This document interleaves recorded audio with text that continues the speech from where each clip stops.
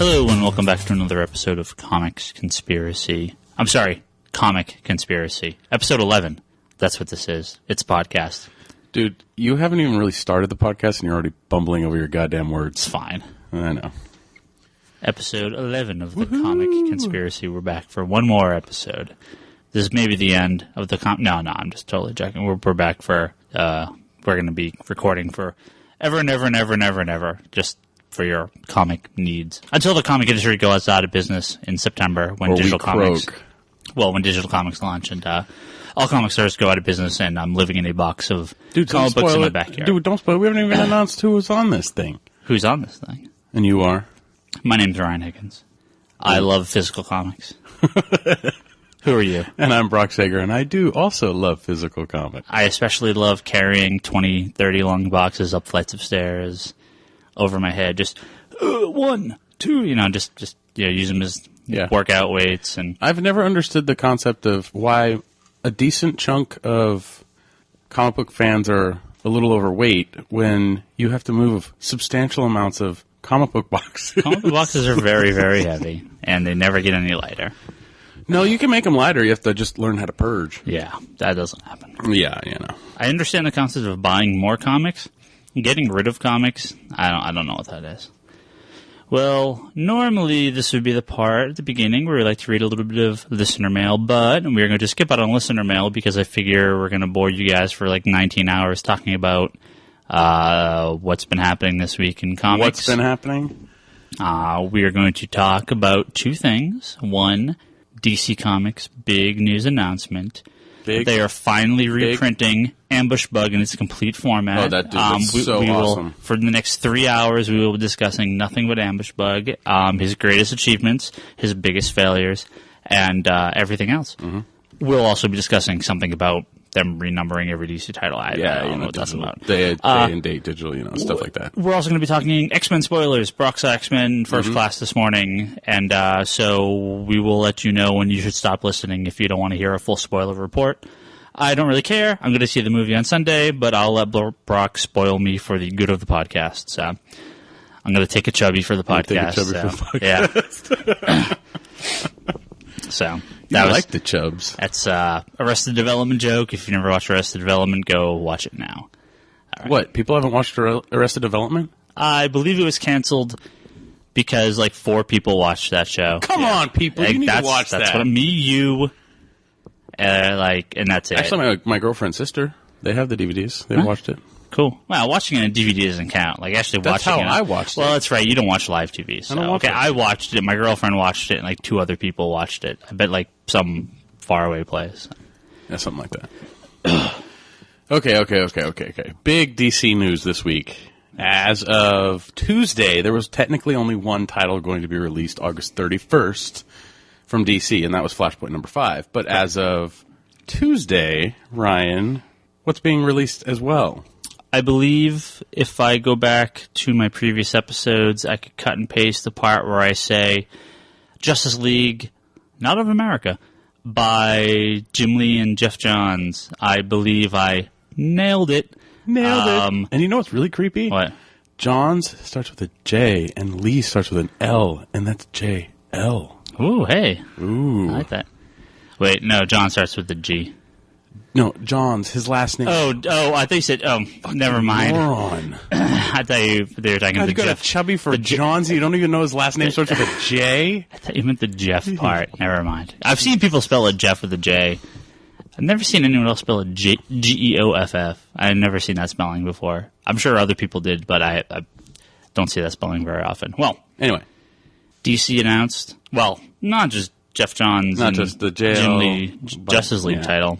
DC is, in fact, renumbering and relaunching and maybe rebooting every single title come September. Well, technically, August 31st, we are getting Flashpoint number 5 and Justice League number 1 by Jeff Johns and Jim Lee. And we're getting 2 copies of number 1. Well, let's not get ahead of ourselves. And in September, 52, well, I guess at that point, 51 new titles, because JLA is the 52nd. Oh, right.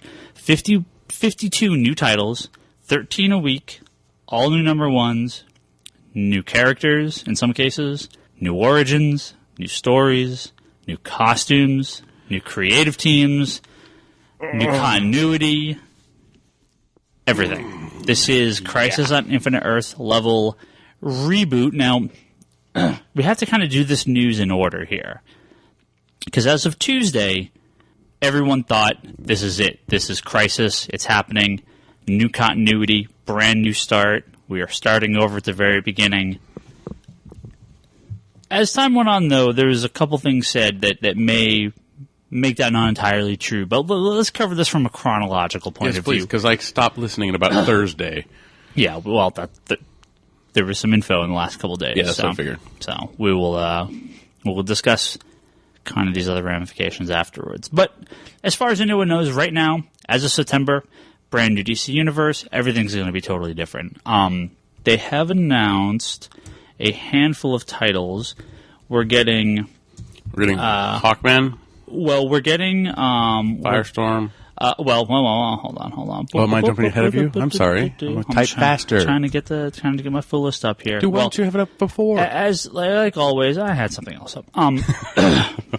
That's not what I meant. Well, as of course, we are getting 4 Green Lantern titles, which it'd be suicide for them to not launch a bunch of Green Lantern titles out of this. So we're getting, I'm just going to go through the list. We're just going to talk about every title that's been announced so far. If you already read it, just follow along. Just bear with us. Green Lantern, but Jeff Johns and Ivan Rice. Doug Monkey. Oh, Monkey? Yeah, Doug Monkey. Okay. So that should be really good. Hal Jordan. There you go. Green Lantern Corps, number 1. Guy Gardner, John Stewart, with the Green Lantern Corps by Peter Tomasi. Okay. So excellent. Fernando Pasarin. I don't know him, so he's doing. There's the art. a lot of new names popping up. There is. The one I'm the most interested in is Green Lantern: The New Guardians, which is Kyle Rayner and a Red Lantern, a Yellow Lantern, a Purple Lantern, a Violet Lantern, a Mauve Lantern, a Silver Lantern, basically one of every color.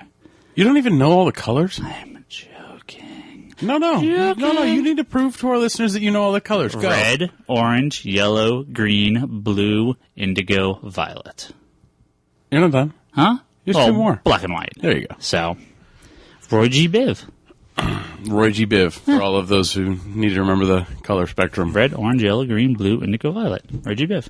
And that's by Tony Bedard and Tyler Kirkham, who is doing it says cover by Tyler Kirkham, so I don't know if they actually maybe have not announced who's actually writing the book or drawing the book, but he did the previous Green Lantern Corps stuff. So yeah, that's been good. Tomasi's been really good on Green Lantern Corps, so yeah. I'm glad he's still attached to that. I'm a little wary of the Green Lantern book with 2 people writing, with Johns and somebody else, but Johns is going to be stretched really, really thin.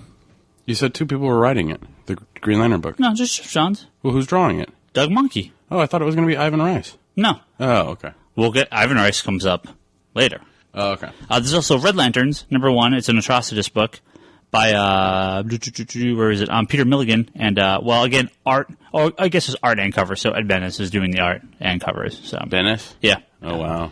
That's cool. I like that. I'm done with that. I like Ed Benes. I don't know if I like a Benes Atrocicus though. Yeah. We'll see. Well, we already got the Jim Lee Jeff Johns JLA, which we should say.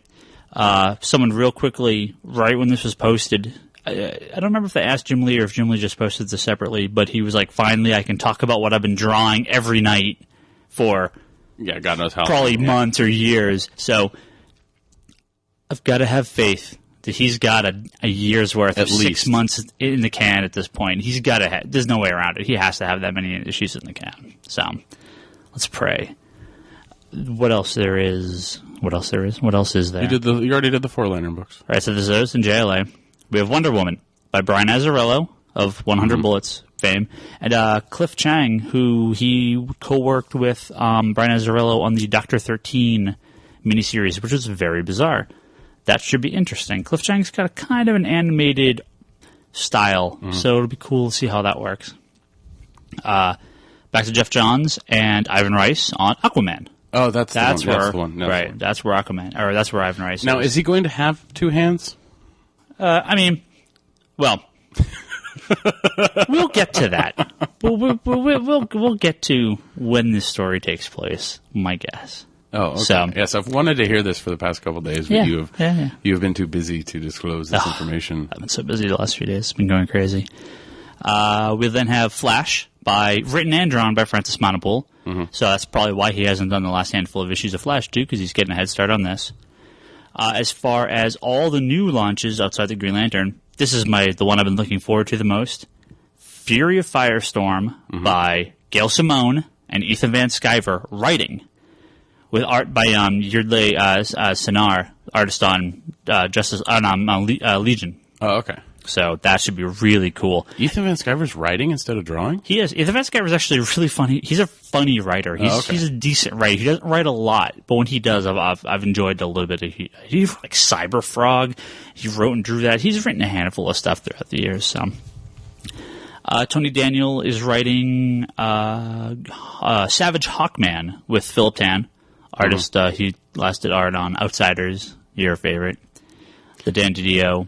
Yeah, the Dan Didio stuff is when he was on there, but now it's some weird Kirby impersonating artist that I really hate.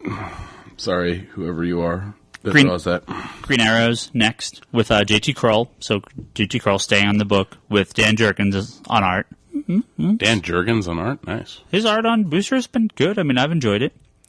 This one is a bit of a surprise because the Justice League International, written by Dan Jurgens. Wow. Not by, what's his name? Judd Winnick. Judd Winnick, yeah. Exactly. So Aaron Lopresti is doing the art. He did art on Wonder Woman during some of the relaunch stuff. He's a good artist. This is kind of the out-of-nowhere book. Mr. Terrific is getting an ongoing title. I was a little weirded out by that one. I'm curious to see if they're going to split the JSA up or still have a JSA book. Obviously, no announcement official yet. Mm-hmm. Written by Eric Wallace, who's currently doing Titans, and Roger Robinson. I'm not familiar with him, so he may be working on something currently, but the name doesn't sound familiar. JT Krull is also doing a Captain Atom ongoing book. That's cool. Mm-hmm. The art by Freddie Williams II. He last did art on... I know he did some Robin. Pretty sure he was also the artist on JSA All-Star. Maybe, I don't know. And we're last getting a DC Universe Presents anthology series. First arc is Deadman by Paul Jenkins and Bernard Chang. So interesting. Yeah. Is Deadman still going to be an adventure? There is no adventure. This is sort of the takeoff for adventure. So okay. Yeah. So some very interesting titles. I don't know what this is going to mean. You know, there's obviously a bunch of weird new titles. Is Legion coming? Well, yeah, it's sure at some point, right? But this is only the first bit of the announcements. We're going to get... Here's how I figure they're going to roll these announcements out. We're going to get a list of... So it'd be 10, 20, 30... We'll get 3 weeks where they announce 10 each. Mm-hmm. We still have to get the Batman and Superman books. And that'll probably end up being your 52 titles. You get 4 Superman, 4 Batman, 4 Green Lantern. I mean, we're probably going to end up with 4 JLA. Yeah. JLA/JSA, 1 a week. Mm-hmm. There's 12, 16 books. The rest are going to be all the other stuff. I mean, clearly we're missing, we're missing all those books. We're missing Legion. We're missing Teen Titans. Booster Gold. We're missing Booster. We're missing, what else? Whether they're going to come back with Doom Patrol or Rebels or Outsiders. One of the guys for Earth 2 Comics down in LA, he had said, he posted on Twitter earlier today, oh man, gotta get an Adam Strange solo book. I support this 100%. I've liked all the Adam Strange stuff I've read as of recent. I love Adam Strange.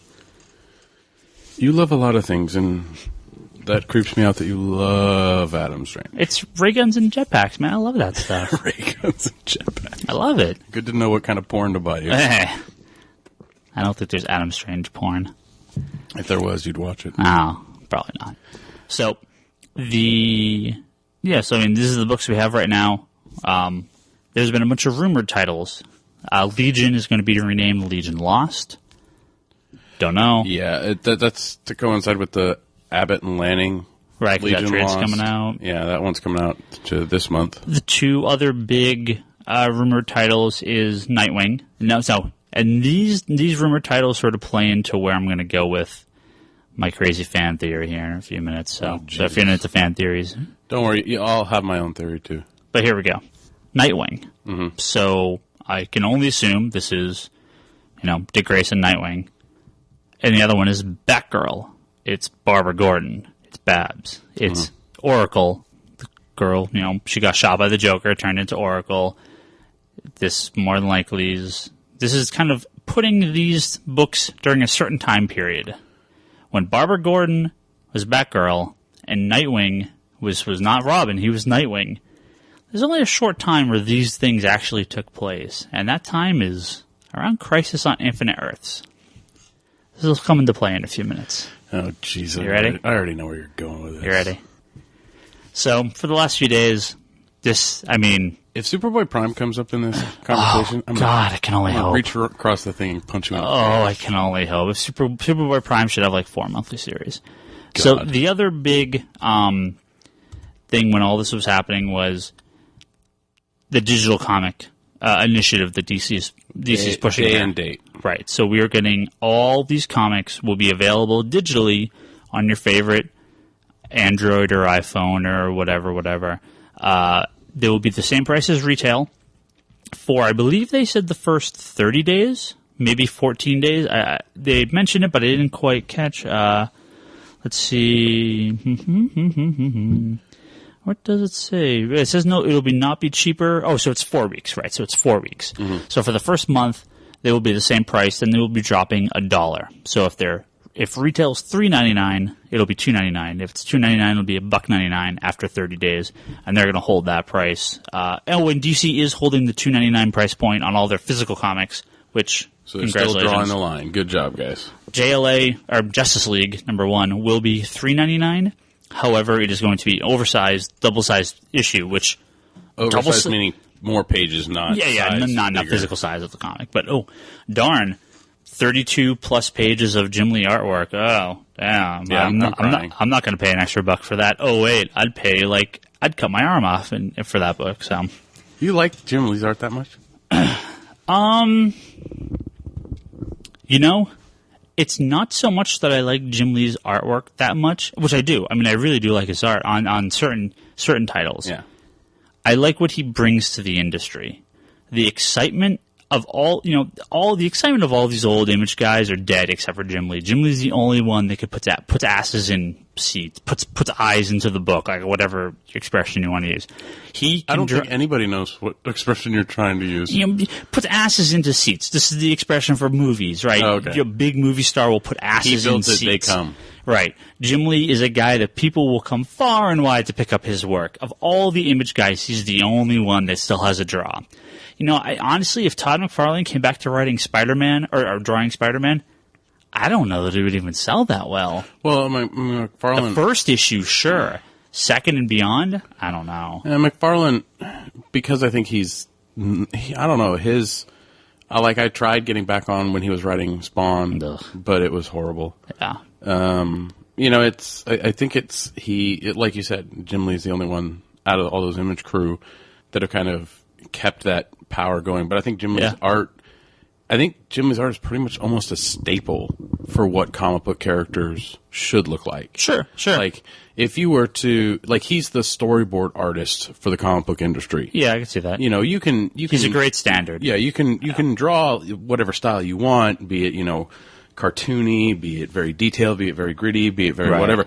But he has kind of a standard, very well done look about everything. There's just enough detail, right? And there's just enough, blank space and stuff like that it works for everybody. Everyone loves seeing every character drawn by Jim Lee. Yeah. I mean, he has such a great style.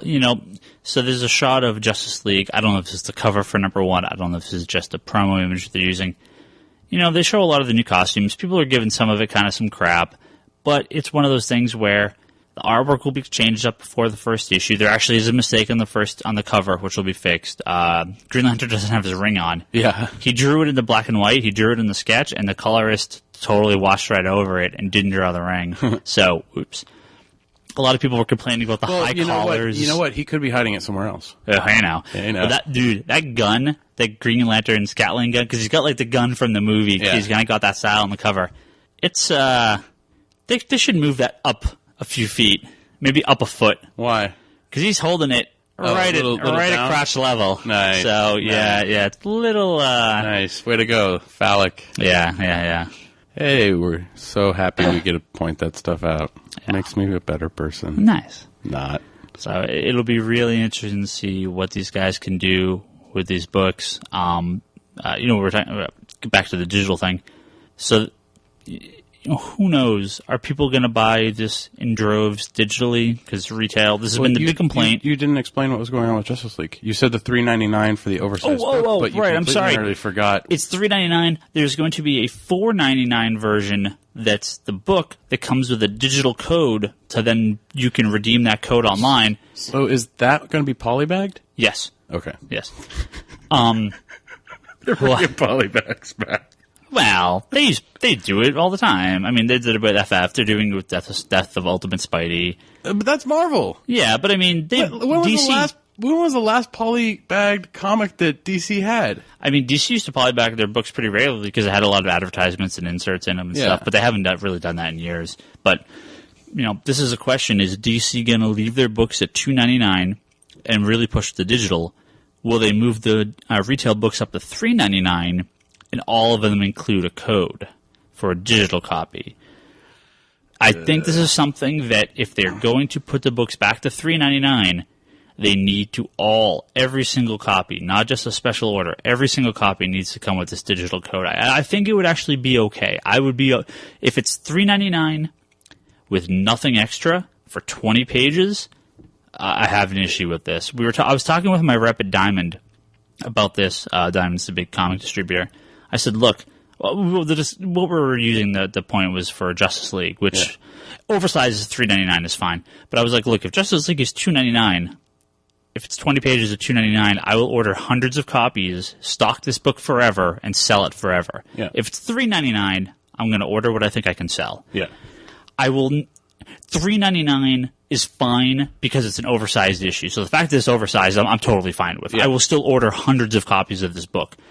If the $4.99 version, I will order a couple copies just for people that want this version, but I won't order very many. For all the ongoing titles, the fact that they're going to be $2.99, and with the way they're doing some incentives and discounting and stuff like this, I will be ordering these books for long stock. I mean, not really 2 and up, but I'm going to I want everyone to come in the ability to buy every single copy that we have of every issue number 1, because this is going to be a great pushing on point for new readers. Jumping on. I will push them on to these books. Oh, they can jump on, but I'm going to be pushing them on because I will be pushing the hell out of these books. So, because this is a great opportunity.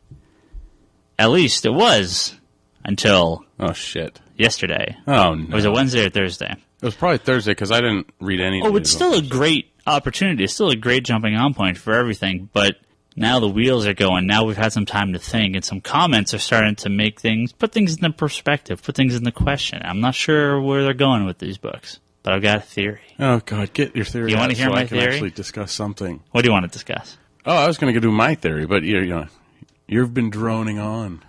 Sorry, I have a tendency to do that. You really? No. So we got all this comic crap coming. We got all these books. Then Bob Wayne, who is DC's VP of Sales and basically the guy that talks to the retailers and everything, he sent out an email as part of our weekly email we get from DC, and kind of going, hey, look, we're going to sort of explain some stuff. He explains the digital content. He explains the incentives for the store. This is not stuff it's retailer boredom crap. Human beings need to worry about. This is only for us. What are you, some special person? But because you own a comic store? I'm a mutant. But he does say one thing. Let me find it here. We know you want more details on the creative teams and their title-by-title assignments for the launch. And then in parentheses, and by the way, let me just reiterate this point. This is the launch of a new DCU. It is not a reboot. I think you will soon discover why that is. We will send you an email. I knew this was going to happen. Hold on. This is my theory. Hold on. He's going to be like, oh, blah, blah, blah. We're going to send you some information. People look at this and they're like, wait, what? This is not a reboot? So, the wheels started turning, and I started thinking. Oh, no. And here we go. Oh, you ready for crap. this? You ready? I gotta ride this fucking train. You ready for this, Brock? You're going to ride this all the way. Where's the airbag? All the way, baby. You ready? You sick bastard. Here we go. Get on with it. Here we go. The end of Flashpoint number 5. Flash is hauling ass away from Zoom. He finally beat him. New Earth is turning back into what it's supposed to be. And he's caught in a temporal vortex of craziness and all sorts of crazy crap happens. And all of a sudden, he pops out on Earth 1. 1986. Crisis happened, except the universe wasn't changed. This is end of Crisis. You ready? This is it. Yeah, I'm waiting. I mean, it's clearly not 1986 anymore, but it is the modern day of a DC universe, Earth 1, that never had a crisis. Now, Earth 1, for all of you out there. Yeah, that's what I was going to say. You need to explain. Out there in Comic Land that don't know what Earth 1 is. DC Comics back in the 30s and 40s had all their characters kind of hanging out, Superman, Batman, the JSA, blah, blah, blah. As time went on, in the late 50s, early 60s, they introduced the Justice League of America. And it was a superhero team with, what was it, Martian Manhunter, Just go through Aquaman. the top. Superman, Batman, Well, Wonder Superman and Woman. Batman weren't on the team. They weren't on the original Justice League? They were like reserve members. Oh. So you basically have the majority. You have everyone. It is the big 7, right? Yeah. Superman, Batman, Wonder Woman, Aquaman, Martian Manhunter, Green Lantern, and Flash. So what they ended up doing was you had all these new characters that came out. You had the new Flash. You had the new version of Green Lantern. What Flash? Right, you had the original Flash. What Flash? Hold on. The name. Just give the name. You have the original Flash, Jay Garrick. Yeah. From the 30s and 40s. Yeah. And then you have Barry Allen, the new Flash that came out in 1956. Okay. Yes. You have the original Green Lantern from the 30s, and then you bring in Hal Jordan, the revamped Green Lantern in the late 50s.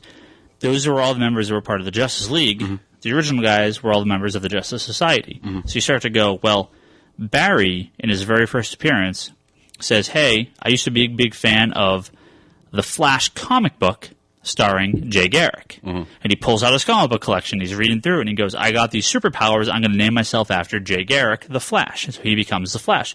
And then you get all these other characters start to get revamped. They introduce the Justice League and go through all this. Well, they decided, we own the rights to both of these characters, so why don't we have them meet? So they decided that Barry Allen and a Superman who was of equal age, that grew up in the 50s, 60s, the modern day, that was Earth 1.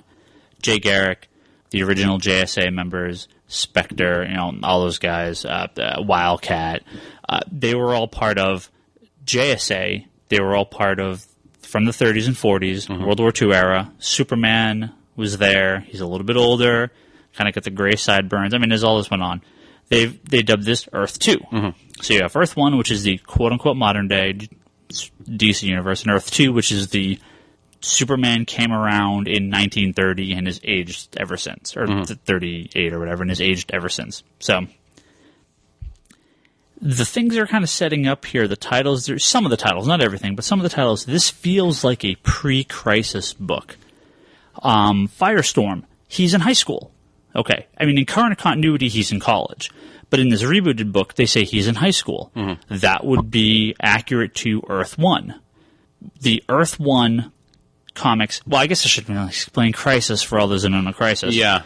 You had Earth 1 and Earth 2 and Earth S and Earth X and Earth 3 and all these different universes. They eventually said, look, this is too much bullcrap. We need one universe with one timeline. So they, after Crisis on Infinite Earths, they combined all these universes into one timeline. You had the JSA, Superman came around, and all these new heroes came out after them, and the JSA and the JLA were just in different time periods, not different alternate realities, and time went on. So Superman was not the very first hero. All of this sounds like what they're doing with this relaunch, is they're going back to this Earth 1 point, where they're not going to erase continuity per se, so I think things will happen, but it seems like you have Earth 1, but it's just a couple years later from this point in Crisis.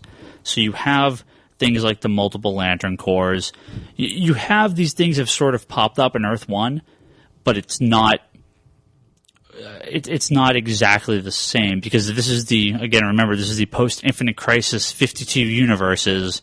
So, here's the easiest way for me to just confuse the shit out of yourself. I kind of did. Here's the easiest way to describe this. Okay, we are going to get a year in this alternate DC timeline. This is exactly what I've been saying. And then Barry at the end is going to go back. We're going to get all our old books back. And then we're going to get a handful of these Earth 1 Ultimate DC, if you will, titles, launched as a second line of DC books. Uh-huh. DC is going to go from the 60-some-odd titles to 50 titles, plus these 10 or 12 Earth 1 titles. Okay, so that's kind of what I've been thinking, where it was... Let me see if I can explain it better than your ass. These continuity things hurt my head. My thing is, I think after Flashpoint, it's kind of like... the world becomes an alternate reality in a sense where, like you're talking about, where there's multiple parallel universes and all that stuff. Right. My reason for thinking this Earth 1 thing is DC has never said what Earth 1 is. In the post-Infinite Crisis multiverse Earth, they've never told you. The DC universe is New Earth. And we've seen Earth 2. We've never seen Earth 1. We've seen Earth Prime. We've seen Earth Prime. We've seen New Earth. We've seen Earth 2. We've never seen Earth 1. This is my feeling. What's the continuity now? Of what? Of the DC universe. There is 52 Earths. No. What Earth are we on right now? Earth Prime. Or New Earth. So we're New Earth currently. Right. The Black Knight and Flashpoint. So this is New Earth. This is New Earth. Okay. There is New Earth and then 51 other Earths, making the 52 Earths of the multiverse. Yeah, but Earth 2 doesn't exist anymore. Earth 2 was in JSA. No, Earth 2 doesn't exist anymore. Those characters were destroyed. No. That's the Kingdom Come Superman. No. And the Power Girl. No. Then where the hell the Power Girl and the Superman with the white sideburns come from, and they're all sad and pissed off that their whole world's dead? I don't remember what world that was. I thought it was 2. No, because Power Girl goes back to Earth 2, and she's like, hey, I'm back on my Earth, and it's not her Earth. It's a different Earth 2. They're from I don't remember what Earth the Kingdom Come Earth is not the same Earth as where Power Girl's from. Power Girl is the only living person from pre-Crisis. Okay. Right. I have no idea. Yeah. I'm confused. Anyway, so... Yeah, she goes back to Earth 2, and she's like, hey, it's the Infinity Squad, or Infinity Inc., and it's hey, all my people in the JSA, cool. And they're like, who the hell are you? So... Yeah. So basically what we're going to get, hopefully, is... an Age of Apocalypse year. Well, right, exactly. But it's like you said, it's an Earth instead of 1. Right, my thought was we'd get Age of Apocalypse during Flashpoint. We're getting it the year after. Age of Apocalypse was Marvel's big crossover where they canceled every X-Men title and replaced it with this alternate reality. I think we talked about this earlier. Flashpoint's Legion's Quest. Legion Quest was the lead-up to Age of Apocalypse. So this is what we're getting. Flashpoint is the setup for the ending of every title. We're going to spend a year or whatever in this alternate timeline of this sort of ultimate, quote-unquote, ultimate DC, and then we'll go back. And now, my when we guess come is, back, are we coming back to the legacy numbering? Because if they cancel, I would assume so. If they cancel Action at 904, yeah, and we go for a year, and there's a new Action book, number 1, right? No. Oh, you mean for the alternate year, for the ultimate year, right? And then after the ultimate year is done, Action picks up 905. Either 905 or 917 or see, that's the thing is if they pick up at 917, honestly, that's bullshit. Well, no, it could be like X-Man. So X-Man was a 4-issue miniseries that launched during Age of Apocalypse. Yeah. When all the numberings came back, X-Man went to number 5. But that was a brand new book. Right. So with all these, what they could do is they'll bring, so if let's say it ends, so it ended at 904 or whatever. So when they bring it back, no, I guess actually probably would go to 905. 905. And then for the Earth 1 Superman title, it'll go to issue 13. Yeah. It'll for the stuff that they keep from the Ultimate DC. They'll keep a handful of these books around. Yeah. So stuff that they keep from the Ultimate DC. Right. It carries on through. Now if they do that, I think it's phenomenal. Yeah. Great idea. Go for it because now, you give new readers a place to jump on. Yeah. Where hopefully it's not too convoluted. Right. Where your brain doesn't know what fucking Earth you're shitting on. Well, that's why I'm thinking, again, since we're it's Earth 1, but it's not the original Earth 1. It's this very pure, basic... Just call it Ultimate Earth. DC. But we're not starting at day one, is what I'm saying. The Justice League has been around for a couple of years. Superman's been around for a handful of years. But it's a more pure... And one of the things pre-crisis, Superman and Lois Lane weren't married. And that's one of the big rumors, that Superman is not married to Lois Lane. And he's involved with Wonder Woman. Right. So this is very likely that this is how I see that this is going to be a temporary, because especially this line, it is not a reboot. I think you will soon discover why that is. The very end of Flashpoint is him going to be going into this new Earth, or this Earth 1, this Ultimate DC Earth. I mean, I can only assume it's Flash, because Flashpoint's about Flash, and he'll be like, oh no, I'm trapped, I can't get out. Oh, look, a year later I'm able to get out, and there's still the Earth 1. Or maybe it's not even Flash. Could be Booster. Could be Booster, because the fact of the matter is, if they did it Flash, they'd be doing it twice. It'd be fun if it was Booster Gold, actually. If it was Booster, because then it would fit more so with what's been going on with Booster, in that in 52, we got what Booster's job was going to be out of 52. Right. And then we see what goes on in the book that he's done. So this is kind of the big deal, because Booster's dealt with stuff, but he hasn't dealt with something as big as 52. Right. So if Booster's the catalyst for it, that's great. If they do Flash, it's kind of a repeat of goddamn what's going on in Flashpoint.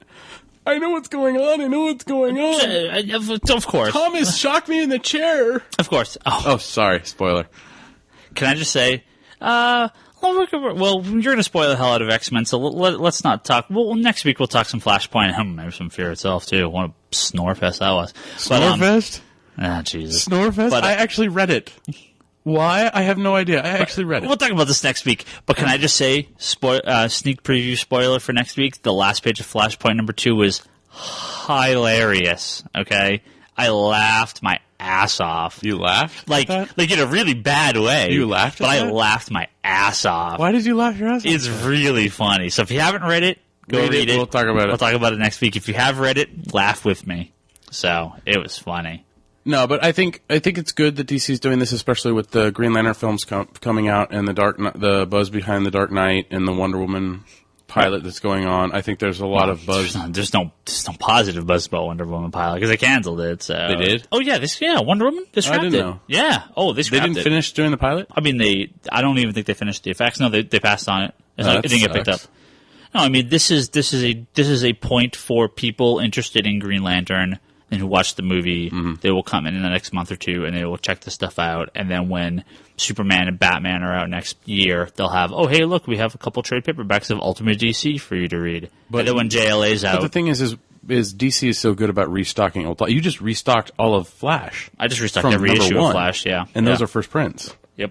So they're really good at restocking. So as long as they keep up that restocking, keep the $2.99.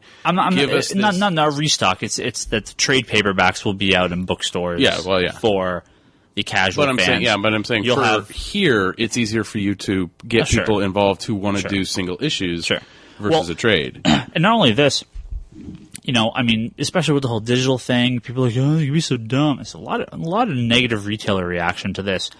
My mind's thinking, how can I make so much money off this? I'm going to rake in the dough on this. This is a business. At the end of the day, I have to make a profit. Yeah. I'm already thinking, what can I do for guys that want to buy the first issue of every 52 title? I'll totally do something. I'll get prints made. I'll get some posters made. I don't know. I'll dance a jig. Who knows? I'll do something. We'll do something for people that want this. DC, I guarantee you, will have some sort of promotion that if you buy them all, you'll get something through your store. Or if you buy them all digitally, you'll get a free graphic novel sent to you or something. Back to the digital thing, though. Yeah. Where I think it's interesting. It's a good concept for JL having the $3.99 and the $4.99 price. I'll order a few. But I'd give it a try. I think that for the initial push of digital comics, having that extra book with the code in it and paying more for it is kind of shooting yourself in the foot. In a sense, because... here's where they're going with this, okay? So you can buy the digital comic for $3.99 on the day it comes out. Yeah. You can buy the physical comic for $3.99 the day it comes out. Yeah. Or you can go to your store, pick up the physical comic for $4.99 that comes with the free code. Now, what they're trying to do is they're trying to get people to buy JLA to get this code, and go, hey, this is kind of cool. I'm going to buy some digital comics with it as well. Now, as a store owner, so much talk throughout the years. It used to be Amazon, and now it's digital comics. How do you compete with Amazon? How do you compete with digital comics? The answer is you don't. The answer is you can't. No. We're not Amazon. We're not digital comics. The hope is you don't lose too many people to digital comics. I'm sure I'll lose a few. The hope is people that check out digital comics, the casual people, the civilians, the real casual fans, will go, hey, I read the first 3 issues. I like this. I want to go buy the trade paperback when it comes out. At the end of the day, I don't think I'm going to be dropping my numbers on a ton of titles and selling more trades or go out of business or anything crazy like that. I see opportunity here to get a new fan base into the store and to have an existing fan base get really excited for what DC is doing. Yeah. I personally am not going to do any of the digital comics. No. But the fact of the matter is I understand digital comics. I don't understand digital comics at a $3.99 price point or even $1 price point. Well, all right. So here's. Sorry. Go ahead, Brock. Go ahead. Sorry, I didn't mean to cut you off. But I do understand a subscription base where you pay a subscription amount and you get. But it doesn't work. Well, that's the thing. I'll tell you why. But that's the thing is, if that doesn't work, then why would paying individual for each one work? I can understand paying, I can buy the trade paperback the hard version for $19.99, or I can go online and buy the digital version for $14.99. Right. Well, I mean, here's how it's going to work, right? So the thing with digital comics is this. If tomorrow DC said, fuck you retail stores, we're going all digital, they'd go out of business in a day. Yeah. 99% of their business, 99.5% of their business comes from physical comics. So there's nothing that's going to change overnight. If you make the digital comics too cheap, the problem here is you're not selling quantity. They are not. The digital numbers are not going to be anywhere near the physical numbers. Not only that, they're going to lose 30% to Comixology, 30% to Apple, and they're going to lose more randomly. They're making more physical profit off physical comics than they are digital comics. If digital comics were 99 cents, they would lose a ton of money. It wouldn't be worth it for them. It's not worth it for them. You would devalue and piss off retailers. You would devalue the physical comics, and you would not make nearly enough money in the digital comics to make it up. And with the trade paperbacks, because the books after a while are going to go down to $2 an issue, or they're going to drop $1, the price in the trade paperbacks is pretty much equal or usually more than the single issues. Yeah. It used to be trade paperbacks were cheaper. That is no longer the case. Trade paperbacks are almost always the same price or more expensive as buying the single issues, especially at the $2.99 price point. So it is going to be, if you wait a while, you can get them cheaper as digital. 30 days later after the physical is already. I mean, the comic shelf life is like a week. The comic shelf life is like 4 days. What I don't sell by Sunday, I generally will never sell. We do okay. We sell some extra copies here and there, but 95% of our sell-through is Wednesday, Thursday, Friday, Saturday. Yeah. Right? That's just the way it is. I have no problem with the digital comic going cheaper. I have no problem with them going out. They're not going to offer trade paperbacks because you just buy the individual issues, and they're not going to offer subscriptions because a subscription would just be the exact same price. They can't offer a discount on subscription prices because they're not making enough, because if they offer like 80% off cover or 60% off cover like magazine subscriptions do, they're not going to make any money because magazines' profit is from advertisement, not unit sales. Comic profit is almost entirely from unit sales, and that's where subscriptions don't work. This is the question, though. For the Justice League, the $3.99 number one and the $4.99 for $1. Sure. DC makes straight profit off that $1 because you go directly to wherever they send you to download that comic. I do not believe that's true. In that case, I believe Apple and Comixology are still going to get their 30% of the $1 because it still has to be redeemed. Maybe not Apple. See, because that's. But I'm almost. But here's the thing. Well, why don't they just release their own app? It has to go through Apple. Why? And because Apple is 90% of the app market. If not Apple, comics? For all cell phones. If not Apple, then Droid, and they're going to get their 30%. It's all the app stores. Apple gets. You don't buy an app for free and then buy stuff through the app. That's how it used to be, and Apple cut that out, I believe, of almost everything. Apple gets 30% of something like 30% of whatever you buy through an app. Comixology so if you redeem it, Comixology still has to process this redemption. So at that point, Comixology is probably getting 30% cut of this extra dollar.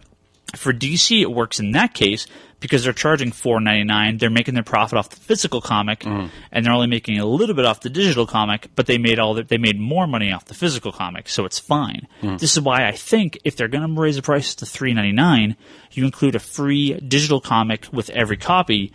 They're going to not make much off the digital comic, but they're getting the same amount of profit off the $2.99 price point. Yeah. That's unless at that point Comixology wants to charge 30% of the $3.99 for the physical comic, which I don't know how that would work. I don't know if they can get into that, but well, yeah, I don't know if somebody knows the logistics and how all that garbage works. Because my thing is if I wanted to read DC Comics through an app, I would go to DC Comics and download the app. Well, they will have a sort of DC Comics. You can go to dccomics.com on your computer and do stuff through there. But the digital comic push and all these pushes are through your iPhones, your Droids, your iPads, your tablets, not through the sit-down PC, because I think I want to say I just heard Marvel is dropping their subscription digital comic platform, which is all just like a vault. Yeah, but I heard that was... well, besides the fact that it's terrible, yeah. I heard they're dropping the entire thing, so... Well, I mean, it's... Digital comics, much like MP3s and downloading music and downloading movies, it has to start somewhere. Right. And it's not going to change overnight. Well, what I think is even funnier, people are like, 99 cents, 99 cents, 99 cents. Yeah, at this point, I'm pretty sure most MP3s are like $1.29, right? No. MP3s... I've seen on iTunes, I've seen... almost everything I've tried to download recently that I look at has been $1.29. Yeah, because what they did was they supposedly improved the quality. Right, it's the higher quality of the download for the $1.29 price point, and that's what they justified it at. But they still had stuff at $9.99. I mean, yeah, right. Some stuff is still at $9.99, but I've seen a lot of stuff at $1.29. Yeah. Anyone that thinks, people are like, I'm only going to buy them if it's 99 cents. Yeah, those people aren't going to buy it anyway. They can't devalue the price of the physical comic. They can't devalue the price of the digital comic, so they price match, and then 30 days later they drop the price. Absolutely fine. People weren't going to buy them anyway. They're just going to download them illegally on Wednesday morning, just like they always do. Yeah. So, it's a new market. Well, and that's the thing. It's like I've talked to a couple of people about this, and I mean, there's a thread on the forums about digital comics versus paper comics. I'm like, I understand the desire to have digital comics. For me, it's not there. Yeah. Now, if I was to go on vacation, like let's say fly somewhere, of course I would want to have access to something in one platform. So I take my Droid tablet with me, and I have music, a couple movies, a couple books, and a couple comic books to read. Sure. But I'm not going to sit there and buy, for me, I'm not going to sit there and buy 1 issue, 2 issues, 3 issues. I'm going to want to buy a story arc. Yeah. Because, but the only thing is, I'm only going to read it on the plane. Well, I could see them selling a story arc, but it's not going to be any cheaper than $1.99 an issue. So if it's 6 issues, it's going to be $12. $12 or $10.99. Well, they might discount it. No, they won't. And that's what I'm saying. It'll be $11.94. Yeah. So we'll see. Yeah. I mean, it's big news. I mean, if it works for them and they get new readership that way with the digital media, that's great. Yeah. No. If it brings people into the store. Whatever brings people in to read that's the key. Yeah. And Comixology, we mentioned this in maybe a previous episode, but they are offering retailers a basically like a digital storefront. So if you want, when this all launches, there will be a Comics Conspiracy, Comixology digital storefront that you can purchase your comics through. Mm-hmm. And hey, guess what? I get 10% or whatever. We get a little bit of a kickback. Yeah, I don't know what it's going to be, but for people that want to buy the digital comics but want to support the brick and mortar stores at the same point, here's your opportunity. Well, this is a good way. I mean, this is Comixology's kind of way of keeping giving a little bit to the stores so that there's not that, oh, we're going digital comics, all hope is lost, blah blah blah. Right. Well, blah. I'm sure also the hope is that retailers will push people to digital comics, making them more money because we'll make money on it. And I can't say, I will not push my regular walking customers to digital comics, but on the podcast, I will suggest if you live 5 states away and you want to buy some digital comics and you happen to like this podcast, you should buy them on here. Yeah, and exactly. I get my 10 cents for an issue, and I can. It's buy one some of the Jamba Juice. We've talked before. It's for those people that don't have a comic book store near them. Sure, absolutely, which is 99.9% of the population of the United States. And that's the thing is we don't mind sending you physical merchandise. Oh, yeah, absolutely. If you want to order physical merchandise, we love doing that. We do it all the time. But for the ease of access for you to get the information, this would be a great venue. Yeah, like I said, I think there will be drops in single issue sales, but I can see it really helping the trade paperback market, which the trade market, in all honesty, has not been that great the last couple of years. All the classic stuff has been reprinted. Yeah. The new stuff, especially Marvel, I think I mentioned this. Brian Hibbs owns a Comic Experience up in San Francisco. He does a yearly book scan report. The numbers from Marvel were so pathetic. He had to actually drop. He had like a separate Marvel section of the interview or of the report. He basically dropped Marvel into generic comic book because their numbers were so small. So it's basically manga, DC, and everything else. And you explained last week. You were like, I sold every single DC graphic novel. Yeah, I didn't sell one Marvel. I'm looking at I think I may have sold one Marvel trade paperback that came out this week. One. I think I sold one. It was probably that Deadpool classic. No, it's still there. Still there? Yeah. I thought you ordered 2. Oh, maybe I sold one of those. I think you sold that one. Okay. Huh. There you go. Yeah, but, we'll see. It's great. You want to buy digital comics and then you want to get the trades? By all means. I think that's what'll happen.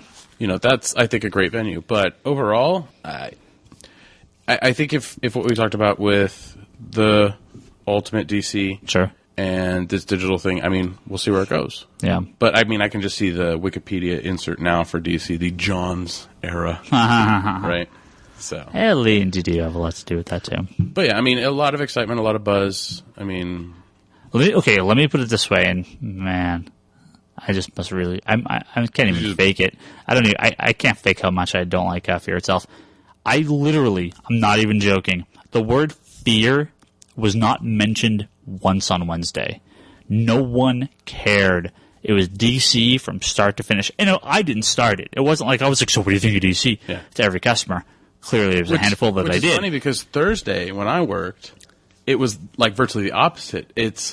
People were asking about Fear Itself, and nobody seemed to know about what was going on with DC. Really? Yeah. Well, you get the hardcores on Wednesday that know about this. So, yeah, it was just DC. It was just, oh my God, can you believe this? Just constant, all day, nonstop. Literally, I talked from like 10 o'clock to 8 o'clock, just nonstop about this to every single customer that walked in was like, oh my God, I can't believe this. I can't believe this. And the one that didn't know about it overheard everyone else talking about it, and they're like, "Oh my God, I can't believe this!" It was like a snowball, right? Yeah, and then everyone, like a couple people bought Fear Itself, but it was like no one cared. Yeah, well, no one cared because it was crap. Yeah, we'll talk that next week.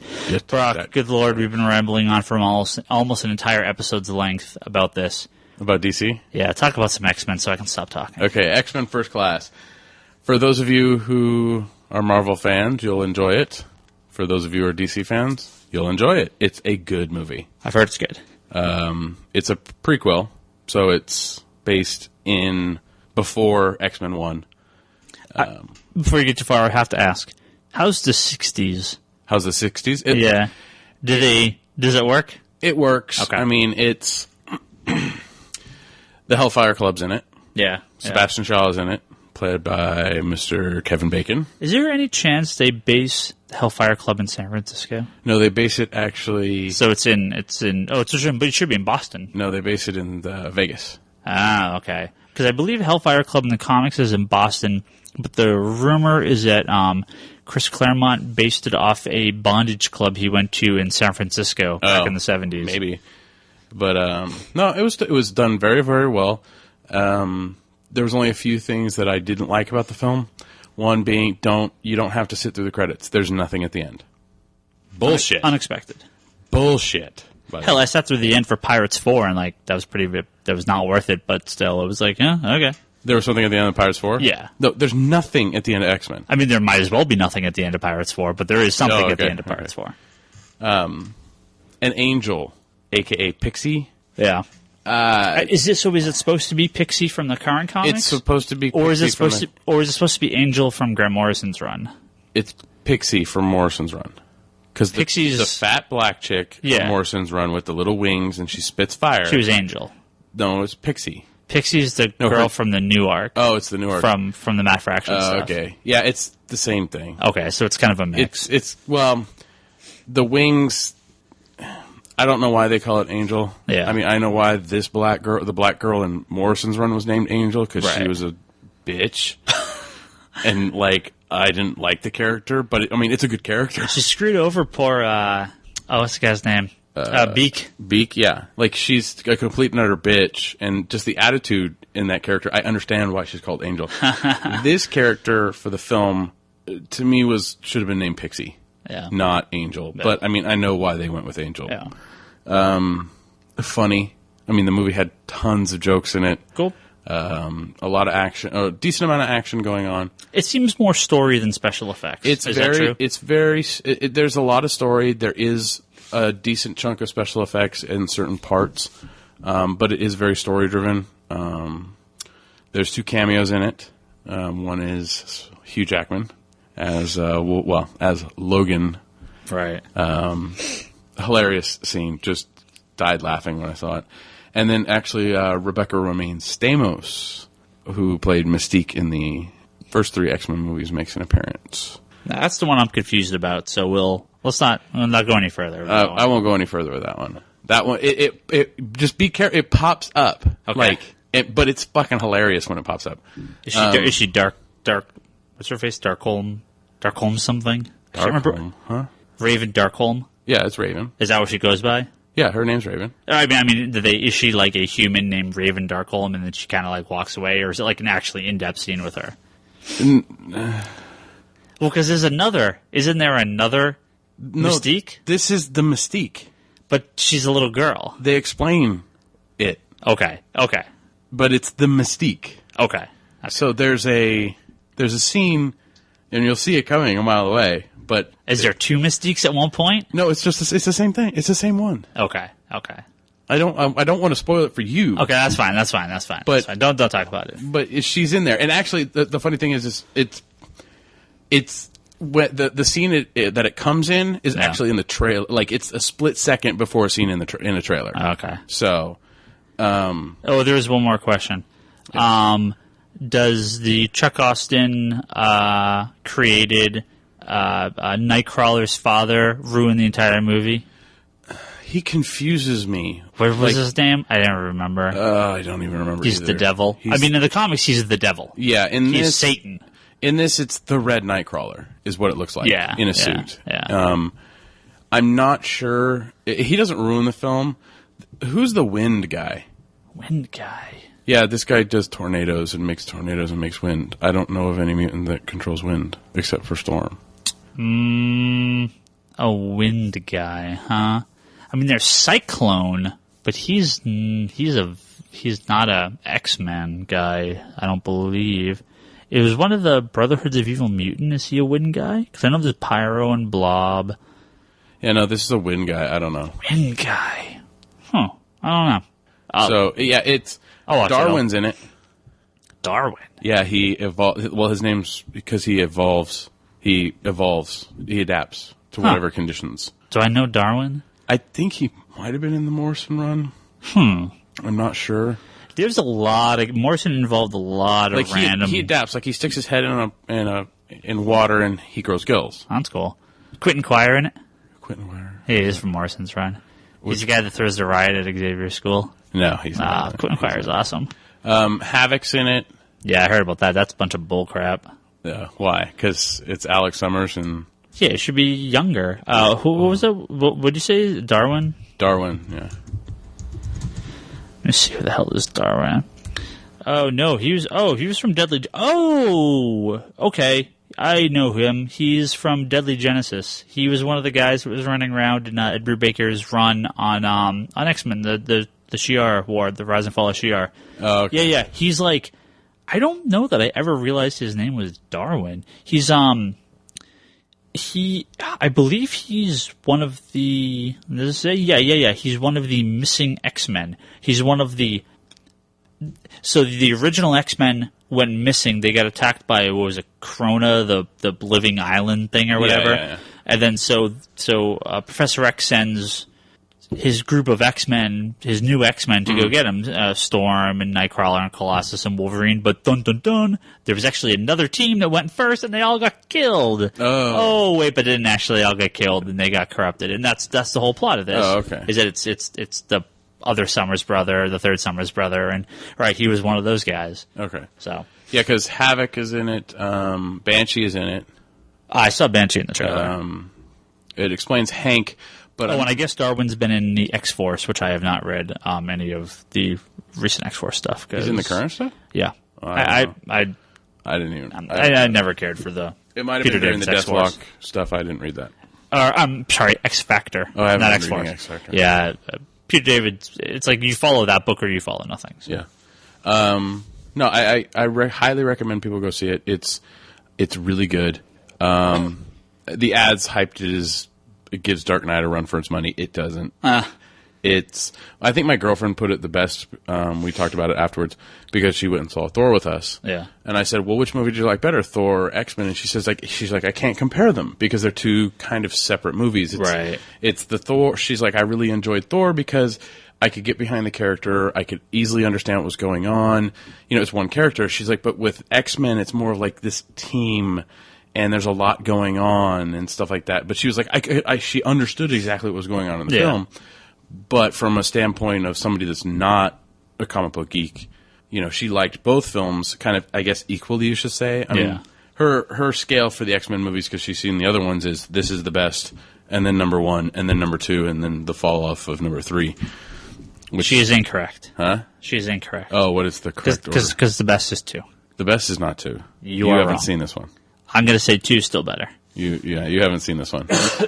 Oh, and Moria is in it? Moira Target. Yeah. Yes. She's in it, too. Nice. Emma Frost is in it, but I don't get why Emma Frost is in it. She not have a big role? No, she has a huge role. Oh, okay. I mean, she's the White Queen. Yeah, well, but they don't go into that. They don't play her up at all in the commercials. No. She doesn't have a single speaking line in the commercials. Every time you see that helmet... Well, do you know why? Because January Jones is the most boring actor in the face of the earth. I'm sorry. Mad Men, I can't stand that show. She is like she's a fucking brick. She's a doll. She's a brick in the face every time she comes onto the screen. Actually, it looks nice, but it's she like looks hot. But it's like, oh my god, she's the worst actress I've ever seen in my entire life. Well, just so you know, when you see the helmet and you think it's not Magneto. Yeah. That's fine. But it's very entertaining, very good, fun movie to watch. Get you in and get you out. It sets up the X-Men continuity very, very well. Does it set up a sequel? A sequel to First Class? Yeah. It could, but I don't know if they would set up anything. They could. I don't see why they couldn't do it. But I think that with the continuity that they use the old continuity. Right. So, it'd be a little tricky. Yeah. But I think because here's my thinking going into this. I mean, there's even a small part of me that still is like, I don't give two shits about this movie. Like, it is so under the radar. And you know what? Beyond me I'm caring. glad it's been under the radar. Well, maybe because, you have Green Lantern. I am. Yeah, we know. 1,000 miles. Your dick is so hard it's green. 1,000 miles in the air. Excited. Not your penis isn't 1,000 miles in the air. Okay. It's about 1 millimeter high. Cap, I'm actually super excited for. I'm psyched for Cap. Thor, I was really excited for it. X-Men's off the radar. Like if I had to pick a top 10 movies I was excited for to see this year, it would be like number 107. Yeah. I'm just like, but I can tell you this. Spider-Man's the same way. Like, I am not excited for the new Spider-Man. And like, it's one of those things where when the original ones came out, hell, even when 3 came out, and even Wolverine I was a little bit excited for. But like, man, like, I just don't care. You will not be disappointed with X-Men First Class. I'm glad. It will go from being under the radar, being not really pushed too hard, in your, not in your face. Dude, I'm going over to the liquor store after we finish recording here to use my little QR scanner on my barcode to scan bags of Doritos. You're not even gonna buy them? Of Doritos. You're not even going to buy them? To try to win Green Lantern stuff. You're not even going to buy them? No. Screw that. Dude. Screw that. I'm stealing those codes, baby. Oh, Jesus. Oh, my God. I'm going to be sitting there in the aisles. You're going to see me in the supermarket at 4 o'clock in the morning. Guy. Beep. You're going to be the egg guy. Boop, boop, boop, boop, boop. Did I win? Beep. Boop, boop, boop, boop, boop, boop. Oh, so a quick question. If you do win this, who are you taking with you? If you have to get to take somebody. Me and, like... The next seat will be, I'll have to be sitting there as well, because I'm going to be like... No, who are you going to take? My brain will fly out of my head if you don't say and me. land in the seat next to me. No, it's not. And I will have to have 2 seats. Who are you going to take? I will probably take my girlfriend. Yes. If I don't take my girlfriend, I will take you. Oh, okay, good. Yeah. Good. I don't know who's going to watch the store, but fuck the store. I'm going to go see Green fucking Lantern. Why is the store closed? Because we're on the red carpet, bitches. Yeah, like, store closed, seeing Green Lantern. Yeah, that's a perfectly reasonable explanation. Technically, we could see if we can get in as press. I don't think we count. We're a podcast. We talk about DC. I don't think that counts. Ryan Scott does it all the time. Yeah, he actually has a real job in the press. Well, you have a real job in a comic book store. Yeah, they don't care about that in Hollywood. That's true. They just care about what we sell. They don't care about who we are. Yeah, that's true. But no, I highly my girlfriend highly recommends it. I highly recommend it. I will be seeing it on Sunday. Very good film. So I'll probably actually mention it on the Geek Box, and we'll talk about it a little bit next week. Yeah, you mentioned on the Geek Box with your opinion. Yeah, I mean, but I don't remember Stan Lee. He was not in it. Yeah. Nope. Okay. He didn't have a cameo. Yeah. He has a cameo in Spider-Man. He actually spoiled his cameo in Spider-Man, which I don't know if he was supposed to. Oh, great. Yeah. No. Well, it's actually a big scene that he's in. He has a cameo in, and he talked about his cameo in it. Oh, and it's Jesus. like, oops, maybe you shouldn't have mentioned that. Jesus. But yeah, no, he had no cameo in X-Men. It's a little fucked up, if you ask me. Yeah, because wasn't he in all 3 of them? He's been in everything. Yeah, why he wasn't Marvel in this? movie. It's kind of weird. I don't know. Like it was. They're distancing themselves from the Marvel stuff because Fox wants to get it far away. Fox and who owns the other one? It's Fox and Sony. They don't want anything to do with the Marvel and Disney stuff. So getting like Stan Lee, they probably want to shy away from it. I mean, I guess Sony's going to do it for Spider-Man, but yeah. I mean, the thing is you should do it. I mean, but oh yeah. Whatever. All right, Brock. Is there any last words to say for X-Men? Any last word for it? Go see it. It's good. Cool. If one character gets a spin-off, who would it be? If one character got a spin-off, who would it be? Emma. It would be either Magneto and his team or Professor X and his team. Gee, that wasn't a brave, bold answer. What? Either the X-Men or the not, or the mutant, other Brotherhood, Brotherhood of Evil Mutants. Yeah. Gee. Okay. I know they talked about a Magneto film. Yeah, it's talking that year one Magneto film forever. It's never But gonna happen. honestly, after this, they're not going to do This it. is the year one Magneto film. This is the year one for Right. both Xavier and for Eric. Right. All right. So I think that those two. I mean, just go watch the fucking movie. It's great. We will. All right, Don't even think about ending it. You got to do your random comic pick, you dumbass. Well, I never remember this. Yeah, I know you never remember. It's like the best thing. I'm like people are saying I because you recommended this, I started reading it and 11 I liked in it. a row, and I still always forget we do this random pick of the week at the end. All right, Brock, since you are the one that initiated, you get to pick first because I'm going to be first. I'm going to be scanning the shelf here for a minute. Yeah, we're both going to be scanning the show for a minute. You know what? I'm going to do Infinite Crisis or Crisis on Infinite Earths. That's one. Yeah, Which one? Crisis on Infinite Earths. Oh, okay. The one that's so fucking convoluted in your explanation that nobody can understand, even you. So read it and maybe it'll make a little more sense. Read it and you'll make more of a sense. It's basically a really great story, kind of where all the heroes come together to save everybody, to save existence, basically. All right. And that was... And there's a lot of characters in that book. A lot of characters in that book. You know, it was actually one of the... It was not... I mean, clearly not the first DC book I read, but it was an early one, and it was one of those things where I was just like, look, I'm going to jump in both feet, and I'm going to learn as much as I can about the DC universe. And it's like, you get exposed to every character. Yeah. Literally every character at that point. It's honestly... I would equate it to reading Final Crisis Legion of Three Worlds. Right, because every book was involved at the time. Every book was involved in at least in some fashion. So every character that was in the DC universe at that current time shows up in the book, at least for a panel or two. So it was really cool. That George Perez artwork too, it never gets old. His artwork's beautiful. It's just so crazy and busy, and there's so much going on in that title. Just so much fun. But that's my pick. My pick is Crisis on Infinite Earths. Pick it up, read it, get immersed in Earth. Whatever the fuck it is. Yeah. Well, after that was just Earth 1, so... Well, my pick is going to be something that's kind of classic, kind of crazy, except it's brand new. That's the Zero issue. It's all that's been out so far, so I can't judge the main book, but it was a cool issue. The Zero issue of Kirby's Genesis from Dynamite.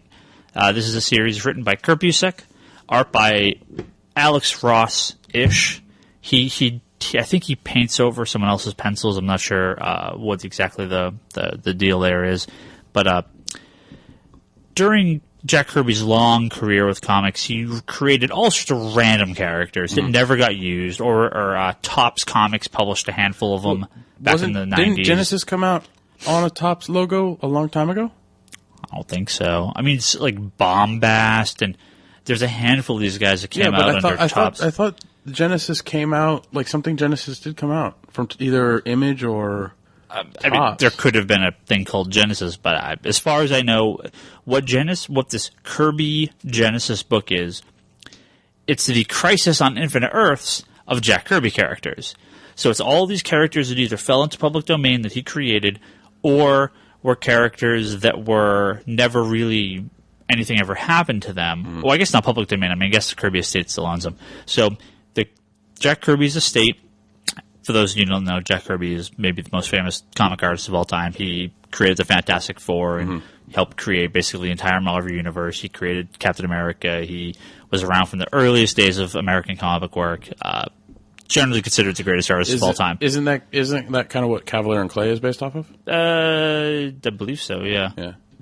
Well, it's creation of Superman and stuff like that, isn't it? No, Cavalier and Clay is the two writing. Two writers. Right. Two creators. Two creators of Superman. Was it Superman? Yeah. Okay. Yeah, it's not Kirby.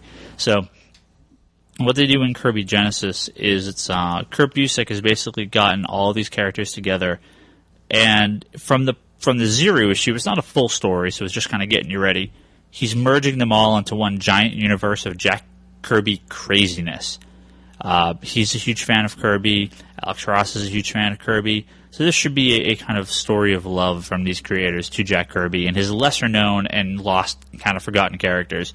Obviously not going to involve the Marvel or DC universes, but this should be a pretty cool book. I mean, I always enjoy Alex Ross's work for what it is. It's always fun. You know, he draws crazy big scenes and 1,000 characters on a panel, just like George Perez does. Yeah. And Kurt Busiek, if there's a better historian, Kurt Busiek and Mark Waid are the two masters of comic history. Kurt Busiek's, he's either one or two. So him or Mark Waid are the two guys. He's going to know this history. He's going to know these characters, and he's a great writer. Really excited to see what he does with this. The Project Superpowers came out from Dynamite a handful of years ago, which was sort of a similar thing. There was all these public domain characters that Alex Ross took and tried to make a continuity out of. Started okay, but fell apart pretty quickly. Yeah. I think in this case, Kurt Busiek hopefully will be a bit more the driving force behind this title. It'll be interesting to see what happens. So we'll keep this updated. Maybe you read it? I read the Zero issue and it was cool. It's all set up. Yeah. It's basically just like a guided tour of all these characters, kind of through the eyes of Jack Kirby, and then the end is them all like you could tell the universe is collapsing into itself, and when the series starts, it's going to be the story of these characters kind of all in this universe. So nice. I'm excited for it. So it'd be pretty cool. Cool. Yeah. We actually got an independent title on our Yeah. No, I'm in Indian Marvel, throwing some bones from time to time. All right, we're going to hit stop on this podcast and go home, and I think I have Doctor Who to watch tonight, so I'm still trying to catch up on my Doctor Who. I got to catch up on reading. I'm about 2 weeks behind. So I'm 2 decades behind. Yeah, you need to get on that. Yeah, one of these days. If you have any questions, you can always email us at thecomicconspiracy@geekbox.net. You can go visit our website at geekbox.net, where you can find this episode and many other episodes of this and the Geekbox podcast, which I'm on, Brock is on occasionally. You can visit our forums, which is forums.geekbox.net. There's a comic section there. Go talk there. There's general threads for all these. You can talk about whatever you want. Forums are fun. Go say hey. I'm on there pretty regularly, and so is Brock. And no one from the Geekbox ever posts there because they're all too busy. And yeah, it's funny. You and I post more on those way than more. Anybody else, and they're the ones that run it. Yeah. So come say hey to us. We kind of mentioned this earlier, too. I know we've mentioned this in the Geekbox a few times, and I may have mentioned it once here. We do take orders at the store. This podcast is recorded at Comics Conspiracy in Sunnyvale, California. If you have a want list or you have books you're looking for, trade paperbacks, back issues, current issues, you can always hit us up. And, we do free shipping in the U.S. We're always willing to ship out orders. We do it all the time. We'll even personalize some stuff. Throw some free swag in there for you. Throw a button or a couple posters. We always get promo stuff. So we always try to sweeten the pot a little bit if you're ordering from us, because you can go to Amazon and get it cheaper or whatever. But it's like we were saying earlier, can't compete with Amazon. So we'll throw you in a button or a free comic or something. Yeah. Sweeten the pot. Make it worth your while. So you go on comicsconspiracy.biz, which is a store website. You can shoot us an email through there or through the podcast. Feel free to come down to the store, say, hey, we're here all the time. Shoot us an email. Visit Brock's blog. Which Brock? You will be happy to know we got someone today that said I was on Brock's blog. Oh. And I saw the list of Green Lantern trades, and I want one of each. So nice. There you go. We've had a few people that have ordered trades, and I assumed a lot of them have come from your reading list. Nice. But this person actually said he was from your reading list, so very good, Awesome. Brock. Thank you. Yeah, it's conspiratorbrock.blogspot.com. Brock's been putting together reading lists of mostly DC, and so you did the Marvel. I did the Marvel Annihilation cosmic stuff, so everything since Annihilation. All right. I did the Flash. I did Green Lantern. You have to update your Green Lantern list too, because they're doing a combo Sinestro Corps trade, like Hush. Oh, okay. So they're doing a combo where it's both in one trade. When is that coming out? October, November, something like that. November, December, end of the year. It's listed? It's in the new previews. Okay, I'll check it. I'll update it. And then, we're working actually on...